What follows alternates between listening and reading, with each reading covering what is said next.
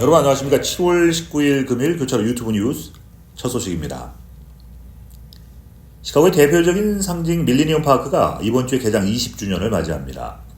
24에이커 규모의 이 공원은 시카고 시내 중심부 더 루프 지역에 위치하고 있으며 조각폼과 나무, 정원 등 산책 가능한 공간으로 가득 차 있습니다. 밀레니엄 파크는 원래 센트럴 일리노이 철도의 주차장과 철로로 사용되던 땅이었지만 1990년대 시카고 레이크프론트 이사였던 랜디 매버그의 노력으로 시 소유임이 밝혀지면서 공원으로 개발되었습니다. 공원 건설은 1998년에 시작돼서 2004년에 완공됐습니다.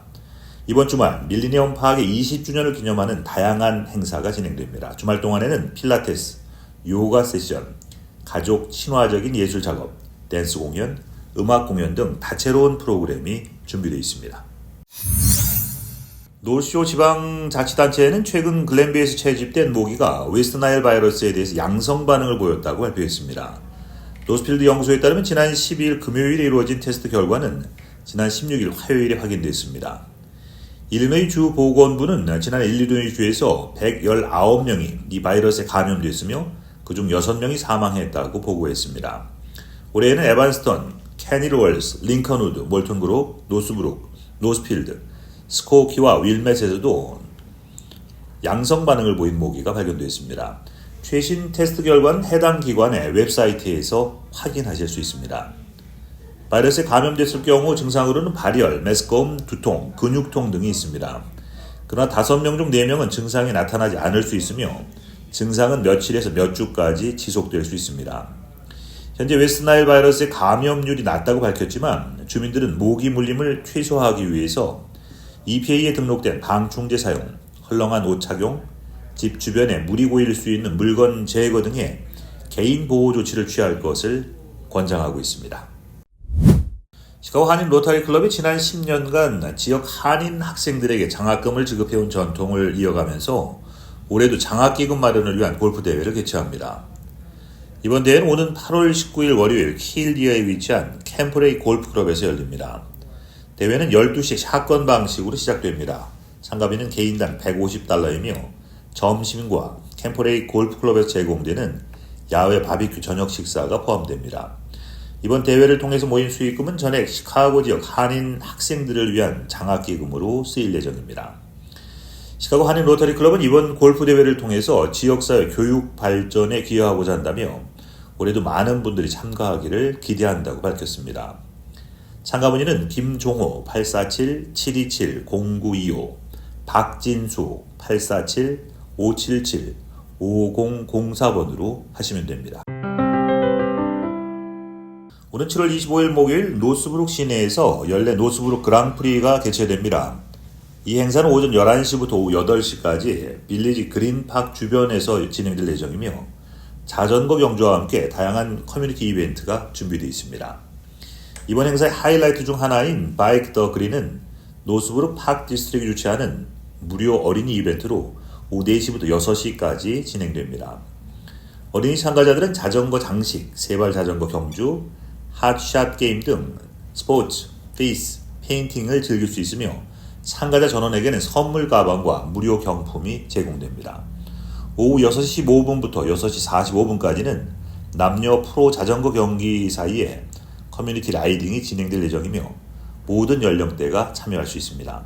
참가하는 어린이들에게는 메달이 수여됩니다. 참가자들은 반드시 자전거와 헬멧을 준비해야 하며 행사장이나 코스에서는 전기 자전거, 스쿠터의 사용이 금지됩니다. 등록은 웹사이트에서 온라인으로 가능하며 행사장은 오후 4시부터 현장에서 등록하실 수 있습니다. 쿡카운티의 주택 소유자들이 재산세 급등으로 곤란을 겪고 있는 가운데 쿡카운티 재무관 마리아 파파스는 최근 구제책을 발표했습니다. 파파스는 팍스TV와의 인터뷰에서 세금의 전액 지불이 어려울 경우 주택 소유자는 부분 지불할 수 있다고 밝혔습니다. 이는 특히 남부와 남서부 교외 지역 주민들이 직면한 상당한 세금 인상에 대응하기 위한 조치입니다. 부분 납부 옵션은 주택 소유자와 소규모 기업이 세금을 몇 달에 걸쳐서 나누어 낼 수 있게 하며 한 번에 큰 금액을 납부해야 하는 부담을 줄여줍니다. 이와 함께 연체 시에 적용되는 이율도 기존 1.5%에서 0.75%로 낮춰서 적용돼서 주민들의 부담을 더욱 완화할 예정입니다. 이러한 조치는 주민들이 8월 1일까지 세금을 전액 납부하는 것을 유예하고 연체료 부담을 줄이기 위한 것입니다. 그러나 고지된 세금을 전혀 납부하지 못할 경우 주택 소유자는 연간 매각 절차에 들어갈 수 있으며 이는 일반적으로 만기일로부터 약 13개월 후에 진행됩니다. 한편 이번 재산세 급등과 관련한 오청구 및 과잉 청구 의혹으로 인한 불만도 증폭되고 있습니다. 이에 대한 의문이 계속되면서 제공된 구제책이 장기적인 해결책이 될 수 있을지 주목받고 있습니다. 쿡카우니 주민들은 쿡카우니 재무관 웹사이트를 통해서 더 많은 정보와 자료를 받을 수 있습니다. 시카고에서 민주당 전당대회를 앞두고 있는 가운데 시내에서 가장 오래된 텐트촌 중 하나가 철거돼서 노숙자 문제에 대한 논란이 일고 있습니다. 이 텐트촌은 사우스 데스플레인 스트리트 1100블록 사이에 위치해 있습니다. 텐트촌의 철거는 7월 17일에 이루어졌으며 해당 지역의 노숙자들은 골드코스트에 위치한 호텔로 이전했습니다. 이 호텔은 시가 지난해 인수한 전 트레몬트 호텔로 주로 노숙자 쉼터로 사용되고 있습니다. 이 과정에서 기존의 호텔 거주자들은 새로운 보호소로 이동해야 했습니다. 텐트촌에 살고 있던 37명 중 26명이 이 호텔로 이동했으며 나머지 노숙자들도 시 전역의 다른 대피소로 옮겨졌습니다.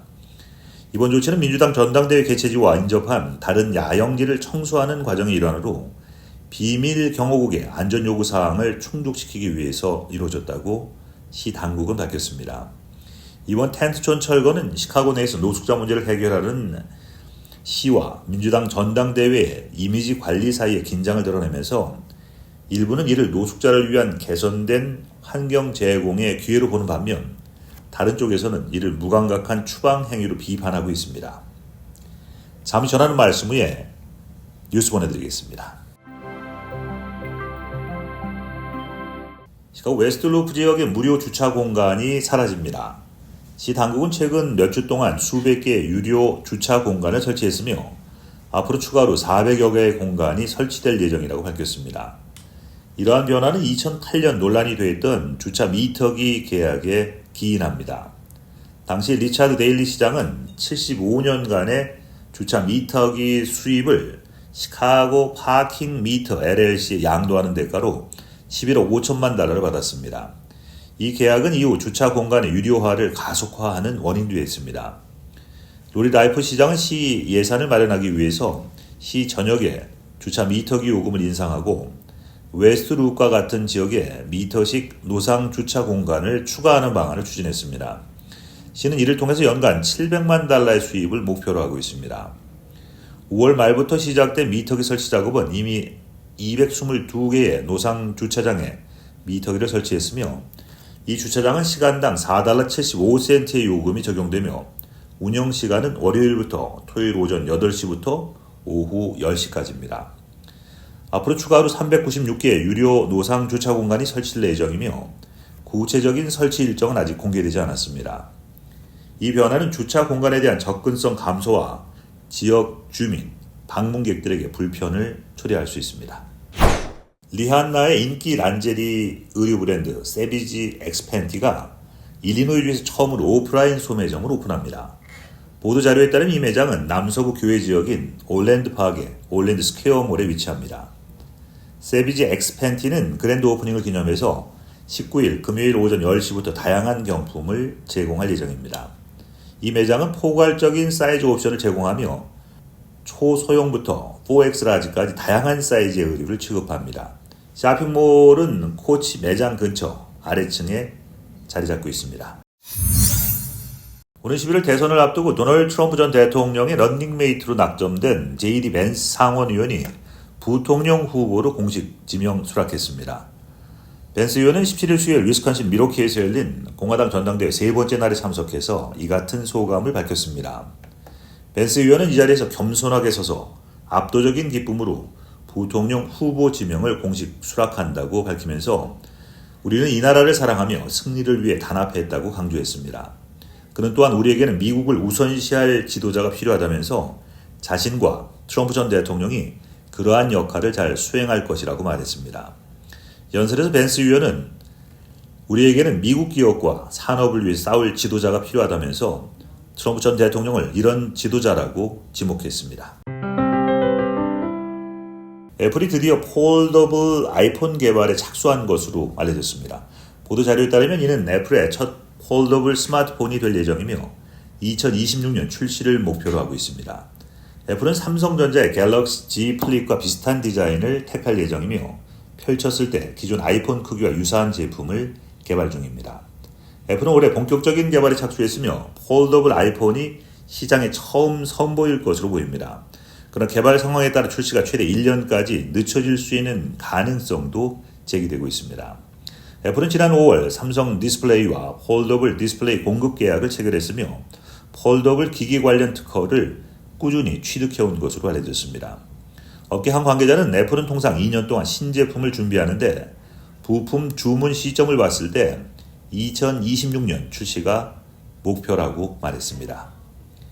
자, 오늘 보내드린 교차로 유튜브 뉴스 마치겠습니다. 시청해주신 여러분 고맙습니다.